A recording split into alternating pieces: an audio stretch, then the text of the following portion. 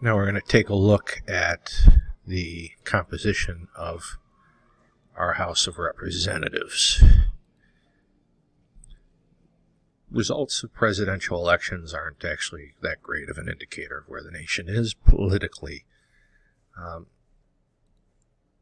For example, we have 17 House seats here in Illinois after the last census. 14 seats are Democratic, 3 are Republican. Now, not a great deal of Republican representation, I grant you, but if you look at the results of the last presidential election, you would think that, no Republicans live here.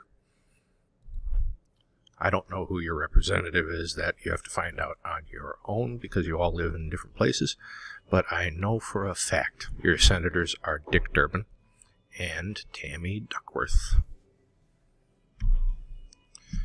And this, I'll get myself out of the way here, is the result of, these are the election results of the House of Representatives since 2001. As you can see, we tend a bit more conservative as a nation. This Congress has been, well, when we get to Congress, we'll talk about what it's been, but it's been nutty. The Republicans have a razor-thin majority, as you can see down here, 219 seats currently, to the Democrats, 213. There are 3 vacancies. Most recently, the Republicans kicked out George Santos, representative from New York, and we have 3 vacancies, which are going to have to be filled. So 218 seats are needed for majority control of this particular chamber. Now 219, one more than 218, as I said, a razor-thin majority. But if you look back at this millennium, 221, 1, 2, 3, 4, 5, 6, 7, 8 Congresses went to Republicans, 1, 2, 3, 4 went to Democrats. So I don't know. You may disagree, but I look at this more to see where we're at politically. I think it's a bit more representative. Like if you look at Senate elections from Illinois, we're all Democrats. There aren't any conservatives here. When in reality, most of that is Cook County. Downstate is certainly more conservative. And if you look at the results of our last gubernatorial election, J.B. Pritzker did not get 100% of the vote. So where are we today? The Republicans at the federal level have the U.S. House of Representatives, just barely, but they still do, and 27 governorships and 4,045 state legislative seats. So 54.74% of all legislative seats are held by Republicans. Nebraska, we don't count because they have a unicameral legislature, meaning just one house, and it's also nonpartisan. Democrats, they control the U.S. Senate and the presidency. They have 23 governors nationwide and 3,281 legislative seats. Again,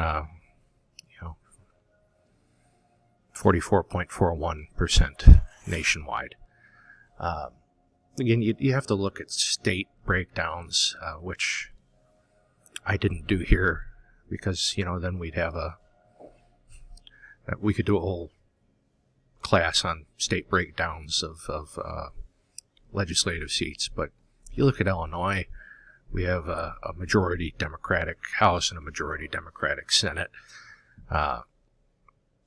So this isn't necessarily indicative of every state, but there are more Republicans that have been voted in than Democrats to state legislative seats.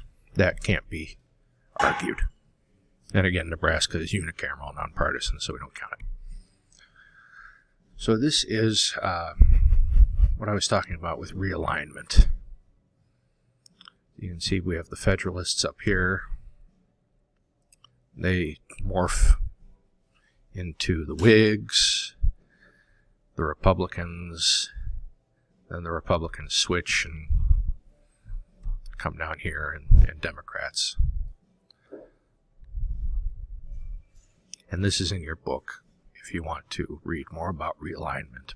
But the beliefs swap due to changing demographics, due to changing times. So the Republican Party of today and the Democratic Party of today used to be flipped ideologically. So what are third parties? Well, third parties are everybody else. This guy, Ralph Nader, he was the Green Party candidate for president in 2000. Yeah, any other party any party that isn't called Republican or Democrat is a third party. No third party has ever gained control of the White House. They have more luck at the state level. Like I know in Illinois we have some third-party mayors, third-party town council seats, third-party library boards, but more success in Congress. Justin Amash in the last Congress flipped his party registration from Republican to Libertarian. So when these smaller groups challenge the two major parties, they can change the outcome of elections. So there are ideological parties, third parties, who base their political platform on a particular set of social or moral beliefs. And these parties, some examples of them are the Libertarian Party and the Socialist Party and the Communist Party. There are single-issue parties, and these are third parties who base their political platform on a single primary issue. Free soil, know nothing, right to life. Right to life should be pretty evident what that's all about. There are economic protest parties, and these base their political platform on economic problems. So like the Greenback Party, Populist Party in the 2010s, there was the Tea Party, which is related to the Republican Party. Meaning that there weren't any Democrats really in the Tea Party, but so it was a more conservative economic protest party. So there are splinter parties, third parties who have broken away from the major parties to pursue their own agenda, like the Bull Moose Party. Theodore Roosevelt broke away from the Republican Party to run for a third term. He said he felt as strong as a bull moose, so that's what he called his party. Progressive Party, the American Party. Now, how do voters generally receive third parties? As spoilers, although that isn't necessarily the case. If you look at the results of presidential elections, oftentimes, say libertarians are also often blamed for a Republican candidate for president losing.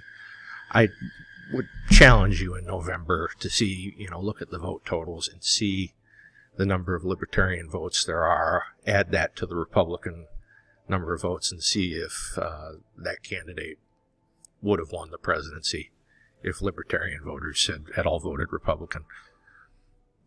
Or vice versa. The Green Party is normally accused of stealing votes from the Democratic Party.